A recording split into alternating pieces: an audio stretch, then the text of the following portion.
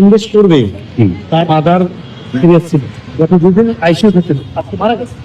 সে invest করবে এই মুহূর্তে, তো একটা লোকের প্রেশার দেবে না। সে বলতেছে যে আমার দুদিন সময় দাও, আমার মা মারা গেছে, আমরা না আমাদের না সরি যে জানাজা কালকে এটা করবে। মূল বিষয় হচ্ছে যে আমাদের কাজটা করছে শুধু ভুইয়া, না না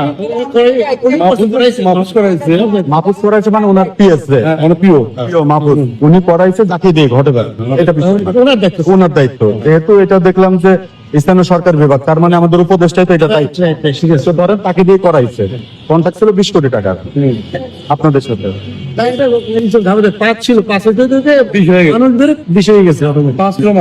মূল কন্ট্রাক্ট ছিল 5 কোটি টাকায়, এটা বাড়তে বাড়তে হয়ে গেছে 20 কোটি।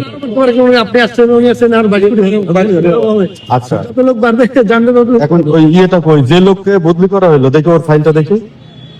সব করে হাট করে তো কিছু জানি না না, হাত কপি দরকার নয়, নামটা খালি আপনার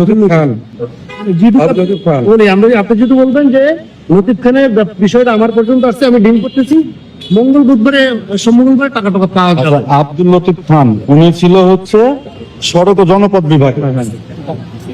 এই ইসমাইল ওই গাড়ির উপরে রাখো এটা। সড়ক ও জনপথ অধিদপ্তরের প্রতিরক্ষা মন্ত্রী বদলি। আচ্ছা, এখন উনি বদলি গেছে হচ্ছে গাজীপুর সিটি কর্পোরেশনের না। আচ্ছা, বুঝতে পারছি, ওনার বদলির আদেশ অলরেডি হয়ে গেছে, জয়েন্ট করছে। এখন মূল হুমকিটা দিচ্ছে যদি টাকা না দাও হচ্ছে।